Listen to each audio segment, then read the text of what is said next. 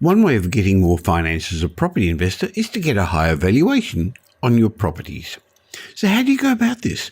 How does a valuer evaluate your property? What do they like to see? What adds value?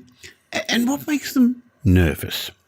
These are some of the questions I'm going to be asking my guest today, Belinda Botzolis, a valuer with one of the leading national firms of valuers. But as you'll find out, Belinda's far from a conventional valuer. And even if you're not about to get a valuation or a re-evaluation, I'm sure you're going to find the property tips Belinda has to offer of real value. And there's a little bombshell Belinda will be leaving us with at the end of our chat. But you're going to have to wait till the end to hear that.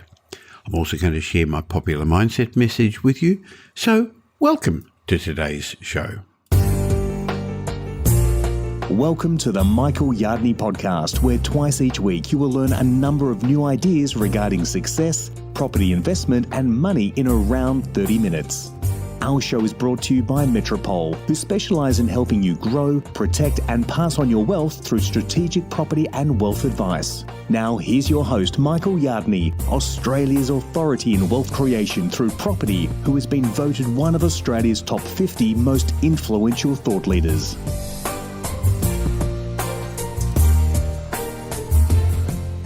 You've often heard me say that property investment's a game of finance with some houses thrown in the middle.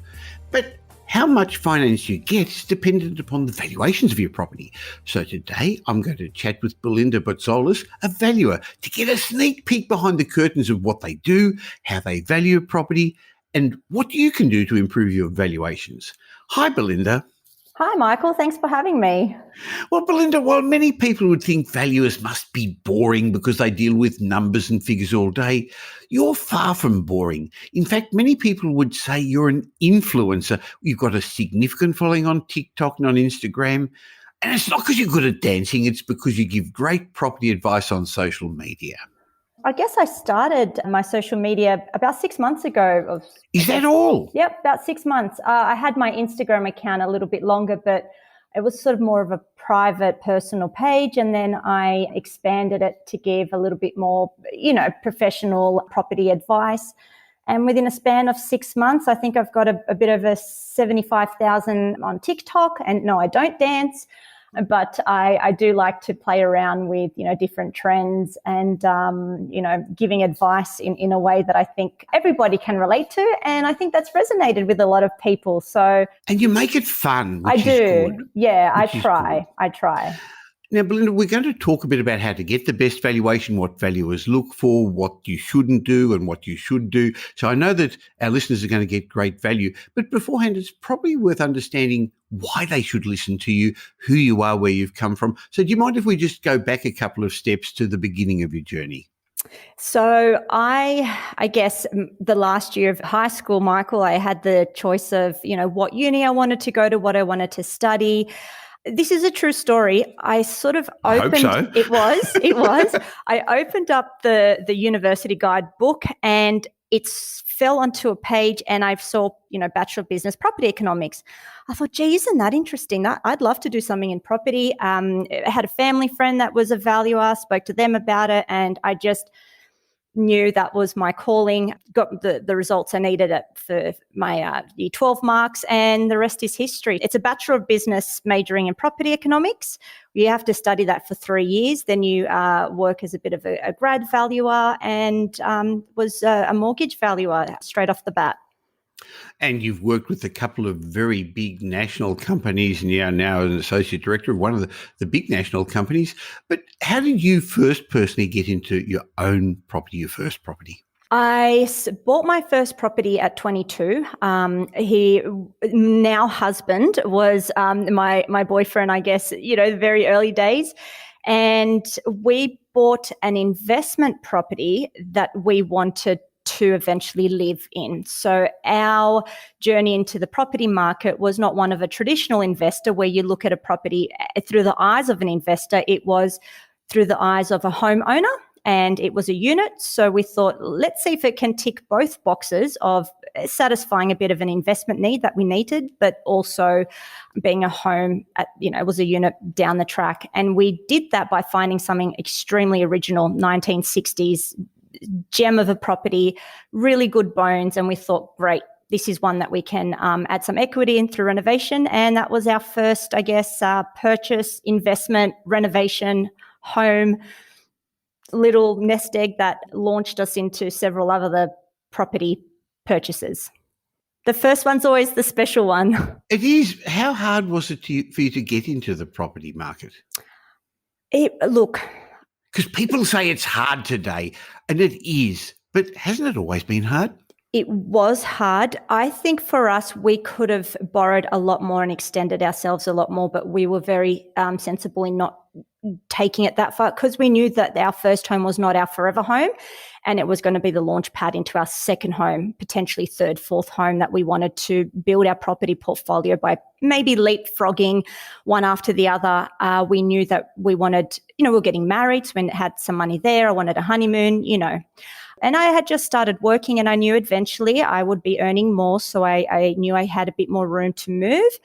And that was the reason we didn't extend ourselves and we just bought within our means, really, really within our means and not stretching. But saving and discipline, you need discipline when you're buying your first home. It's very easy to do those Kentucky tours with all your friends and new cars and you see them with all their fancy clothes because when you're at uni, Michael, and you're waiting on tables and you're earning, a couple $100 a week, and then you get your first job as a professional, you think, wow, I'm rich all of a sudden, and it's very easy to blow through that money because you're very excited to all of a sudden have that big paycheck. But that discipline and delayed gratification, isn't it? Yes. You do the hard things early in life so you have the easy life later on. So what advice would you give for somebody who's looking to get into the market now, Belinda, and they're hearing that property values have gone up 20% or more and the Reserve Bank may be putting up interest rates and they're a bit nervous, a bit scared.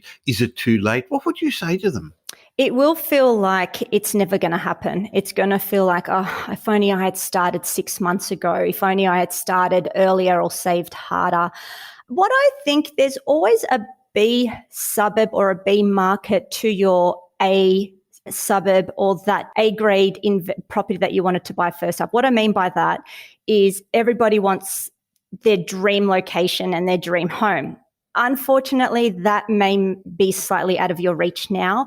Have a plan B, plan C, and plan D, and understand that, okay, I'm not quite at A's out of reach now, but what can I afford in my B suburb? And try and I always say it's always better to not buy the most expensive house in the worst street, but potentially buying the worst house in the best street, in the best suburb. So very old-fashioned advice, but it stood the test of time. It has. You can add, equity. You can renovate when you have that goal. Because location, you cannot. That's the fix. The variable is the property, and the variable is the improvement that you can add equity to. But when you talk about the fixed, you can't fix a bad location. You can't fix a highway or located next to a shopping centre that's a school drop-off zone. But a great suburban street will always be a great suburban street. All things considered. That advice. Yeah. Now, you've obviously done well as a property investor, but let's talk about your career as a valuer. What's the most common question people ask you when they find out you're a valuer? Or are you embarrassed to tell them that? No. Funny you say that, Michael. A little while back, I did a TikTok on this, and it was, if I had $1 for every time somebody asked me this question, I'd have $546,000.23. And that question is, why do you undervalue property? Why do you undervalue property? Why do you, anywhere, barbecue, I'll go to, check out at Coles and the lady behind, what do you do for our value? Why are you undervaluing? That's a really big misconception that valuers deliberately undervalue. Yes, I can appreciate that we may be conservative to a degree in terms of valuing for a bank, and we have all legislation and regulations that we need to abide by. But yes, the most common question I get is, why do you always undervalue my property when you do it for the bank? So why do you undervalue their property? Well, we don't necessarily. That's the question. I guess I didn't ask a good question because I asked you. You answered my question, but you didn't answer the question people ask you. We don't. We don't, and then it's like, oh, how do I even start this? It's one of those things where you're just like, oh, I should just get a card written up with the answer and just hand it out to people. It might be a bit easier than, having to explain. Well, maybe a better question I could ask, Belinda, is how do you value a property? How do you assess the value of a property? Okay, I've used this example before, so if anybody's heard it, it might just be a hearing it all over again. I'll give you this example, Michael. Where you live, you keep your finger on the pulse. I'm guessing you check out the auction results and you know what's been selling. I bet you've seen some properties that you sort of said to yourself, gee, that was good buying. I thought that went a bit cheap. I probably would have paid a bit more if I was, going to purchase that. Then you've seen another home and you've gone, how in the, heavens has that home got an extra $600,000 more than that home down the road? I don't get it. Hot auction, who knows? We get presented with comparable sales like that all the time. So if you have 3 different valuers assessing your property, we have to look at the property during the inspection without an emotional attachment. We walk through it, and that's why a lot of people say, why is the valuer so quick? They just, screamed through my property. They came in, they came out, and how did they even get a sense of what the property's worth if they were in there for 5 minutes? Because it's not with an emotional attachment. We walk in, and I've said this before as well, it's like a duck above water or an iceberg, I guess. You just see the tip, which is the valuer walking around, but beneath the surface, there's a lot of analytical, assessing going on. And once we know what your property is worth, we compare it to the open market, what's been sold. We've got those 2 sales that I just mentioned, the really low one and the high one, and we've got to work out, was that one that was high for a reason? Was that above market parameters, or was the one that sold cheaply, was that below market parameters? And that's where our expertise comes in to assess. Now, a homeowner could say, you undervalued my home because that home up the road sold for such a huge amount, but we saw that as an above market sale and we've had to pull that back, and in turn pull your value back, because that home was above market. It's very hard in today's very hot market, though, Belinda, yes, where prices are going up as fast as we've seen in a number of decades. It is tricky because week on week the market changes. Month by month we're seeing, percentages in the double digits sometimes. So it's, you have a house valued today and you may have the last 3 months of comparable sales evidence. And that gives you a smorgasbord of valuation, figures that you could put on the property. You could, if it's $1 million, you could go as low as 900 or 1.1. Because you got to understand, a bank valuer is valuing that asset for the bank to lend on. And they have to be pretty sure this is the way we look at it. And I don't know if I've ever explained it like this. When we value your home, we assume, A, it's vacant, so it's no furniture. So no matter how pretty you make it look, means of no consequence to us. But the home is vacant and it's literally going to go for auction that day, because the valuation is based on today's date, for instance, and it's assuming it will sell today and go to auction today in the open market. What would it get in its current condition, current market condition, current, property condition? What would it get if it went to auction this afternoon? And we do our best to work that out for the bank, because they are lending as at today's date. Tomorrow, anything can happen. We've seen what's happened the last couple of months, but today, what will it get? And that's our job.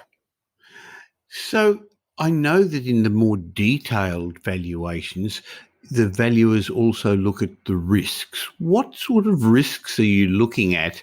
Because I think most people who see a valuation look at the figure. They don't often see the couple of pages behind where you actually look at various potential risks for your client. And your client actually is the bank or the lender in many cases. Look, it could be for other reasons, for divorce or for commercial reasons. But I think in general, we're talking about bank valuations here, Belinda. Correct.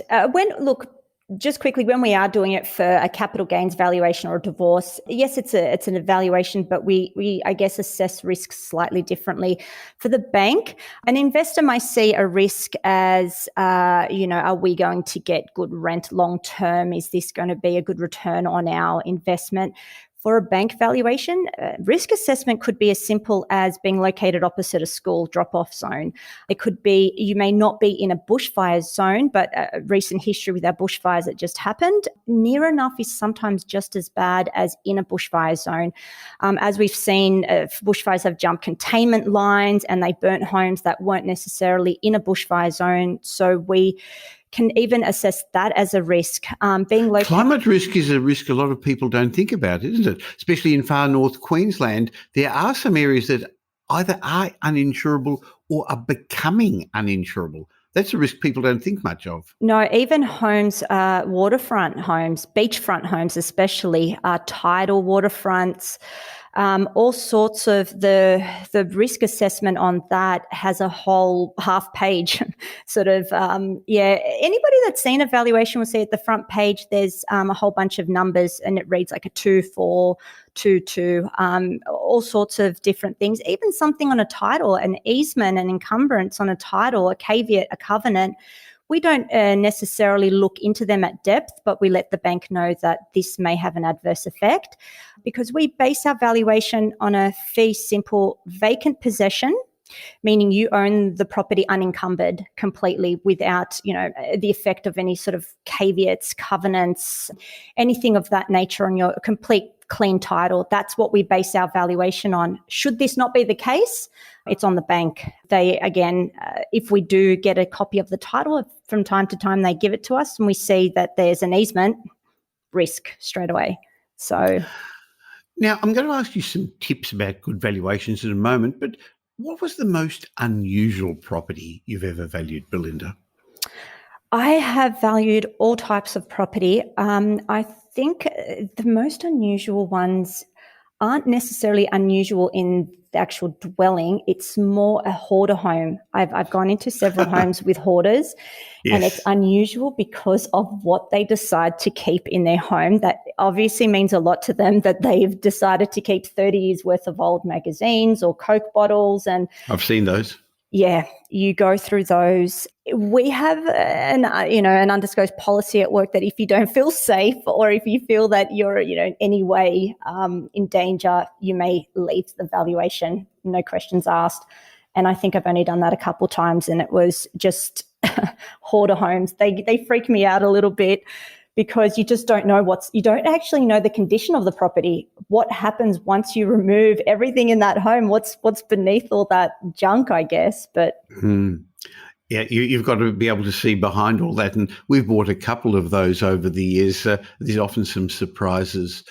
I know you're very much into renovation. You've recently built your own home and you've covered that in your Instagram and your TikTok.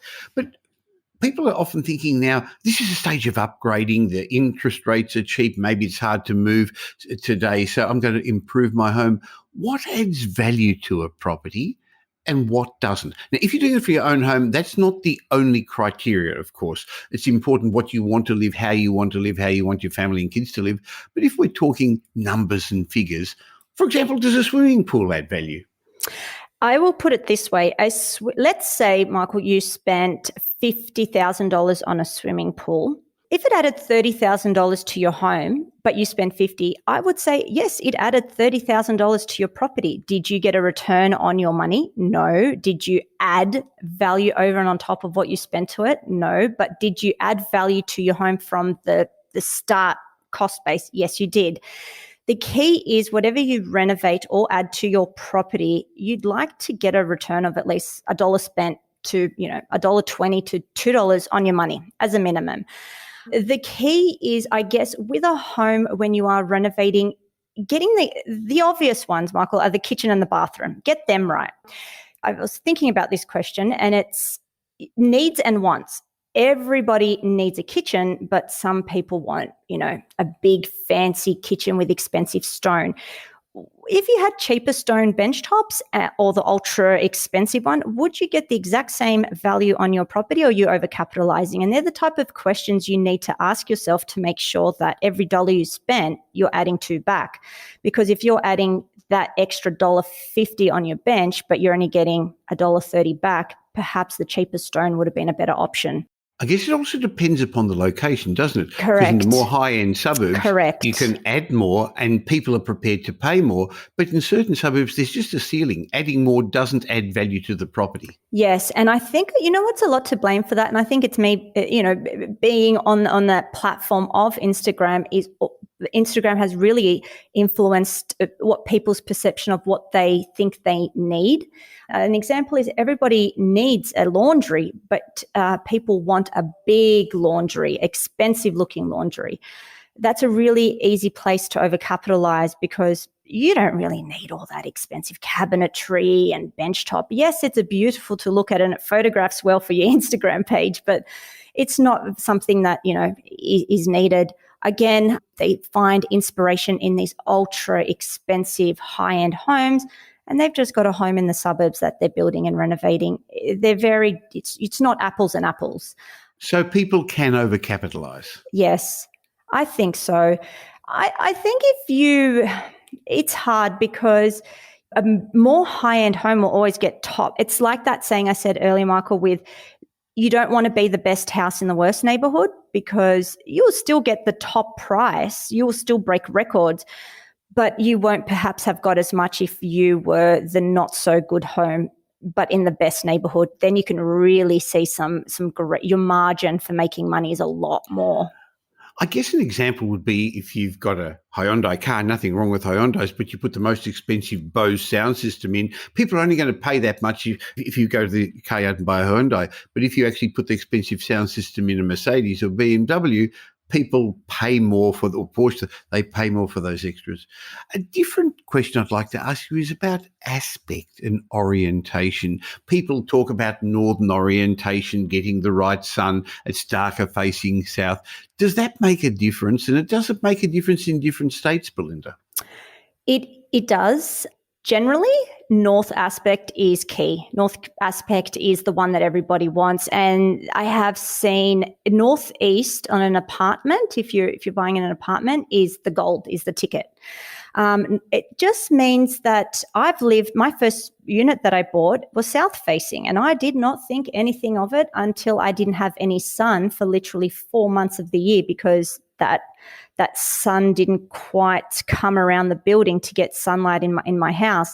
And when it finally did, I thought, wow, I'm never going to get a south-facing home. So I think until you've actually lived in that south-facing home, you don't know what it is to have that natural sunlight. The first thing I looked for when I bought my block that I built my house on was some sort of northern aspect. And that was a deal breaker, if you will. If you have a south-facing home and you're hearing this and you think, oh God, it's a wish it was north-facing, it's not, I bought a dud. Incorporating some skylights, incorporating some larger windows. There's so many tricks now, I guess, you can use. Or renovating, you can have an angled roof and have lights that capture that sunlight. So it's not the end of the world, but as a rule of thumb, we do pay a little bit more weight on those homes that are north facing because it's west, unfortunately, especially in those northern, states of Australia, you get that westerly sun in the afternoon and you're barbecuing, and I'm not talking about the meat on the grill. It's, No, it's your family and friends. Okay, what about main roads? People are saying, I can't afford their suburb. The prices have gone up too much, so I'll get a secondary location, a main road or a secondary main road. What do valuers think of those? We don't like them. We risk rate them, actually, Michael. That is considered a risk rating. And we have different levels. We have sort of a minor and major when we talk about these. A minor would be a thoroughfare. So if this is school drop-offs, Monday to Friday, just, work traffic, and then your Saturday and Sundays are relatively quiet, that may have a minor risk rating associated. Your highways and things like that are major. Because right now the market's up, real lack of stock at the moment. And you think to yourself, gee, I can't find anything. This is on a main road, but it's cheap, but it's a suburb that I want. I'm just going to get in. I don't care. I'll buy it. That's well and good. But if the market turns, they are the first ones to get hit the hardest. And they are the first ones that people look at and go, yeah, nah, not for me. Not just owner occupiers, tenants as well. Correct. Belinda. Hard to get tenants on those. They are. And if we see the opposite of too much stock and not enough buyers, if we have one of those markets, they sit there for months and they get heavily discounted, more so than, just a relatively quiet residential street. So yeah, as much as that the best house in the worst neighborhood scenario, and if you've got the best house but it's the worst street and that street happens to be a highway, maybe you want to think again. Maybe find another worse street. Now, regular listeners to this podcast or readers of my blog would know I'm not a fan of off-the-plan properties. I'm not a fan of house and land packages in the outer suburbs. What are your views on those? I would say most people's greatest fear when they get a valuation is I hope, and they cross their fingers and cross their toes. I hope my valuation doesn't come less than what I actually paid for the property. It's that anticipation. I would say that 95% of the actual valuations I have knocked back are off the plan. 5% are just, very rarely do I knock back a contract unless obvious reasons. What do you mean by knock back, please, Belinda? Knockback would be I get a valuation, I get a contract at, say, $1 million for an off-the-plan unit. I do my assessment, compare it with not just unit sales in the complex. It comes back at 900. I've now knocked back that contract. That's a very real thing for off-the-plan sales. I'll explain really easily, I think, so people understand. When you purchase and you sign a contract today, that off-the-plan purchase unit or house and land package won't be ready for another, let's say, 12 months. If in 12 months that market, there's a correction and we come back, I don't base my valuation at the contract date. I base it at the date that it's ready and I can physically walk through. And what that means is if it's come back 15 and 20%, then that valuation will reflect that. We find too that there is sometimes a premium paid of up to 5% of buying a brand new unit off the plan, a little bit like a brand new car. You drive a car out of the dealership and you just automatically lost 5%, 10%. Same concept with an off the plan unit. It's that emotion. I'm the first owner. Maybe it's a little bit up, but I get to pick all my color schemes. Yeah. Belinda, it's also that there isn't as much of a secondary market because for investors, they get the initial depreciation allowances. For owner-occupiers, they get to choose the appliances, like you said. But for a secondary purchaser, when it's an established property, investors won't be attracted to it. They won't get the allowances. And the home buyers, well, it's not that brand new property where nobody's lived in it before. So do you take into account that the saleability, I guess is a better word, of those new and off-the-plan properties? Michael, that's an excellent question that I don't think a lot of people consider, because we definitely do. And we have a very lengthy clause in our valuation that addresses that exact topic that you mentioned about it not being just as saleable as a secondhand product. Another problem we see as well, and we put it in our contract, in our valuation rather, is these units off the block are usually done in succession of many other unit blocks. And once they maybe enter the market, you find that you could have a real surplus. And I think you guys in Melbourne had that problem down. Was it South Bank? There was a quiet. South Bank, Docklands, very much so. One tower after the other. One tower after the other. And we've got that here. And another thing that's been popping up in Sydney, I don't know much about what's happening in Melbourne, is defects. A lot of defects. So. There are some buildings, and it's confidential. We have a list of them that we do with for the bank. The bank won't touch them. So unfortunately, if you're buying or refinancing in some of these buildings with known defect issues, and they may only be 6 months old, the bank will not touch them. It's very, very hard to find lenders. So you may find an off-the-plan property. In 6 month time, there might be a defect, and all of a sudden your asset is, I'm not going to say worthless, but very, very difficult to sell and refinance from. Well, that's why we've never recommended new or off the plan properties. Now, to be fair, they shouldn't all be tarred with the same brush, because there are some smaller, boutique, family-friendly complexes that are very, very good. But I think you and I are both talking about those Legoland high-rise towers that were in the past built specifically for investors with floor plans that weren't really usable and probably wouldn't have even been accepted overseas. So we shouldn't tar them all with the same brush, but I agree in general, one should be very, very cautious. Belinda, we've spoken a bit and there's so many more questions I want to ask you. So is it okay if you come back again and we do this again in the next little while? Yes, of course. There's a lot I'd like to talk about too as well.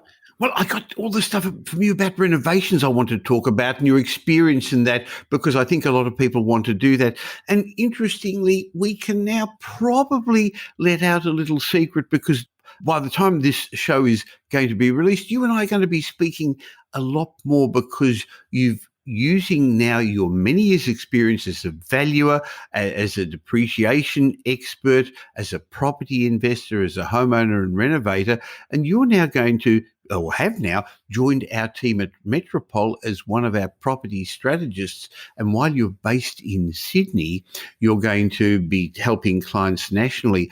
And that's the depth of experience that attracted me to tap you on the shoulder and say, our clients need somebody like you who has got that experience of what works, what doesn't, what gives capital growth, where you shouldn't spend your money. So it's going to be really fun having you as part of our team, Belinda. Yes, Michael, thank you. I'm very, very excited to get started, actually. So it's going to be a little bit different to valuing for the bank, I think, but I worked out, I think it's about $10 billion of property I've valued over my career.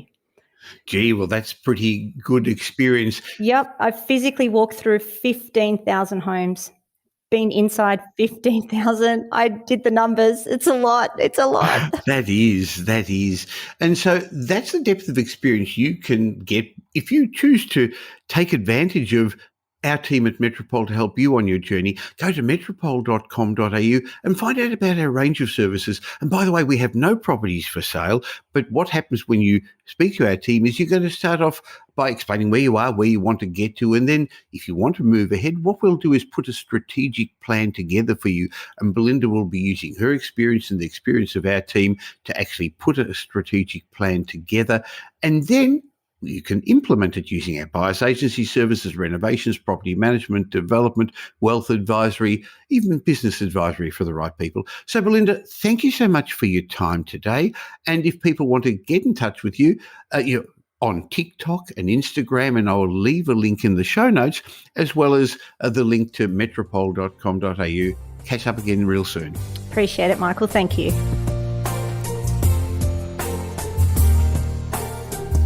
I hope you got some benefit from my chat with Belinda, and as you can see, she's very different from what most people would consider a valuer, and with a vast knowledge. I'm really pleased that she's now joining Metropol as one of our property strategy teams, and together with me, Kate Forbes, and our research department will help our clients grow, protect and pass on their wealth. But there's lots of information she's got about renovations. That's one of her expertise. In TikTok and Instagram, she spends lots of time talking about that, so I'll have to get her back about that as well. One of the lessons I think you should learn from all this is that there's never a perfect property. You're not going to find a perfect property, so the valuer will always find some things that are not exactly right. We've always got to make some sort of compromises. It may be compromise on how much you can spend. Don't compromise on the location, but you may have to compromise on the property, because even experienced investors have to make some compromise. But if you've got a good team around you and you do your due diligence, you'll have most of your bases covered. Just like there's never a perfect property, there's never a perfect time to invest either. So you've heard me say it before, my advice is not to try and time the market. Of course it would have been great to get into the market a year ago, when I told you on this podcast it was the bottom of the cycle and time to pick up, but it wasn't right for everybody to do that. So the right time to get into property is when it suits your financial circumstances and your needs. And with the market moving in front of our eyes, I think it's a great time to get your personal ducks in a row, get your finance in a row, your debt and your savings under control, get yourself into a position to buy when you're ready and on your terms. So rather than saying, oh, it's too late in this cycle, or maybe I'll wait for things to happen, we know how many unknowns there are and how things keep creeping in. So set yourself up for smart property investment decisions. And if you're not sure how to do that or where to look or what to ask, why not get my team at Metropol to help you? Go to metropol.com.au and organise a chat with one of our property strategists where we can work out where you are, where you want to go, and help you by putting a strategic property plan together. That's very, very different from looking for the next hotspot. As an investor, you need to focus on the type of property and location that's always worked, not what's working right now or what you think is going to work in the short term. With all the mixed messages in the media, don't make 30-year investment decisions based on the last 30 minutes of news. Instead, take a long-term perspective. While the average Australian thinks about what's happening this weekend and the average investor thinks about what's going to happen in the next 2 or 3 years, successful investors, very successful investors, have a 20, 30-year horizon.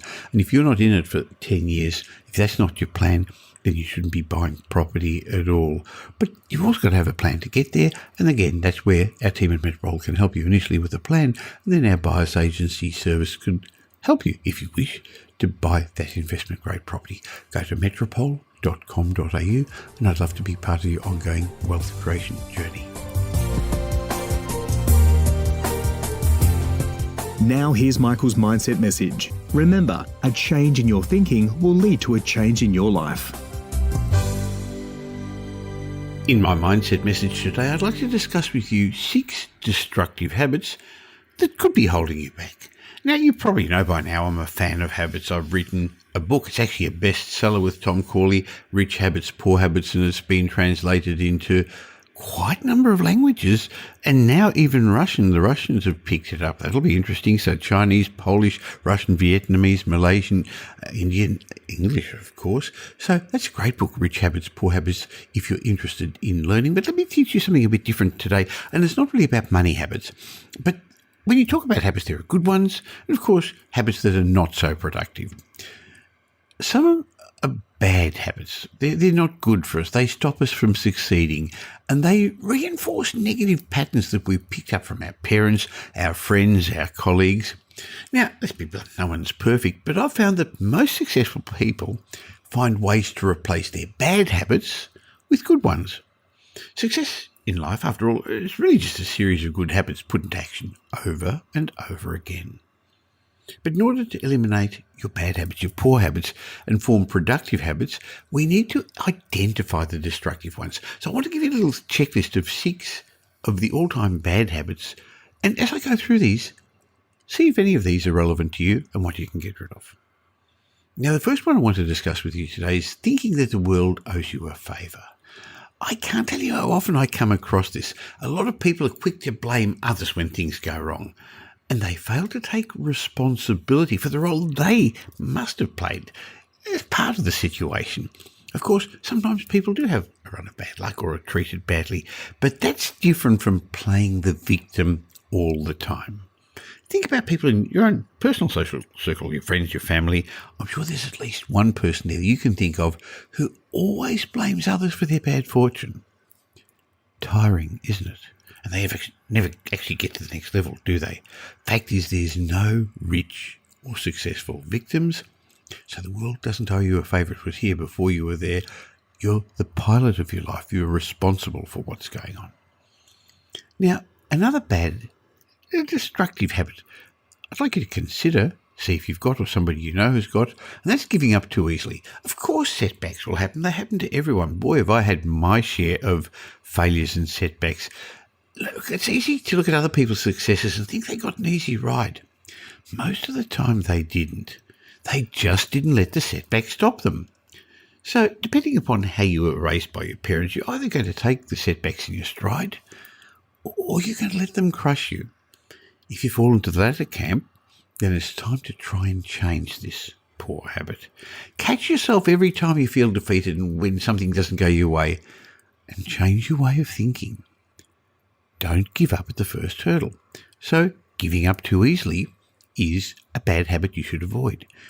But there's also the opposite, not giving up when it's time, because a small number of people have got this opposite problem of not giving up too easily. It's the opposite. They don't know when to give up. They pour endless amounts of time, money, emotion into a project despite endless rejections and knockbacks. Rather than trying a different approach, they continue to butt their heads against the wall and they're not getting anywhere. This kind of blind pursuit, that's not resilience. It's, I guess, what I'd call stupidity. As important as it is to chase your dreams, it's equally important to know when to stop, when to take a breath, when to try something else. Another bad habit that you should ditch is not being curious. If you think you know it all, if you think you've got nothing left to learn, you're not going to get to the next level. In fact, it's foolish, isn't it? This kind of self-belief, it stops you from growing. It short-circuits your imagination. It stops you from developing new ideas. So I believe you should aim to be one of those people who always ask questions, and don't be surprised if some of the answers are ones that you don't agree with. Don't get stuck in your own head or in your own career. Don't get so stuck that you forget that other people are also leading interesting lives, and they may well have a role to play in yours moving forward as well. So always be on the lookout to learn more. Now, I know in some ways I'm preaching to the converted because you're already making an effort by listening to my podcast, by reading my blogs. It's good for you. It's good for your soul. The next bad habit that I suggest, if you've got it, you should ditch, is not looking after your health. I mean, a minute ago I was speaking about your soul. It's important to ditch unhealthy lifestyle habits. I guess that means no burning the candle at both ends. Of course you're busy. Everyone's busy at the moment. You're probably even busier than you ever have been. But you've got to find time to look after yourself, to find some time to exercise, find a regime that suits you, that you can stick to. Eat well, try and get lots of sleep. Sleep's really important, and maintain a decent level of fitness.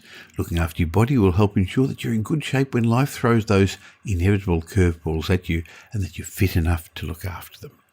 And the last of the 6 habits I'm going to suggest that you should look out for, their destructive habits that could be holding you back from the success you're looking for, is not looking after your finances. I mean, that's one of the reasons that I talk about money and finance in this podcast, because it's important to be financially fluent.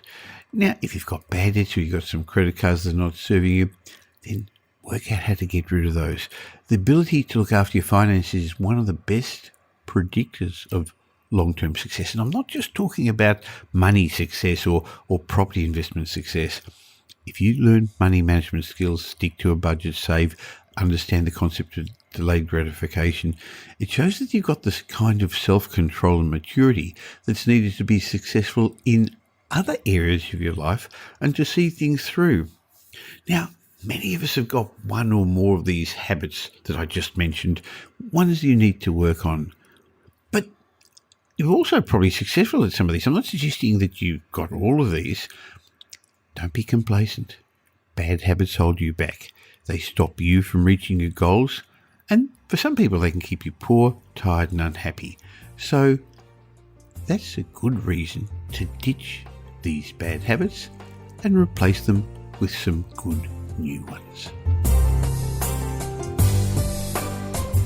I hope you learned something from my chat with Belinda today and my discussion about bad habits. And if you did, why not tell somebody else who'd also benefit learning from this information? Please help me in my quest to make as many people as financially fluent as possible.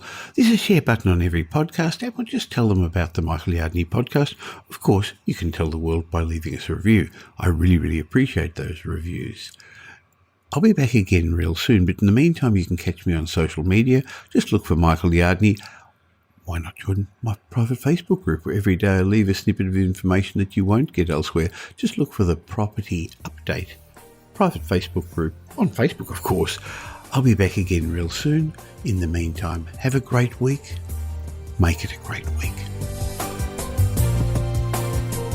Thanks for listening to this episode of the Michael Yardney podcast, which was brought to you by Metropol, who help their clients grow, protect, and pass on their wealth through strategic property and wealth advice. If you like what you heard and don't already subscribe, you'll find us on iTunes or on your favorite Android app as the Michael Yardney podcast. Watch out for our next show, which comes to you twice a week, and you'll learn some new ideas about property investment, success, and money in around 30 minutes.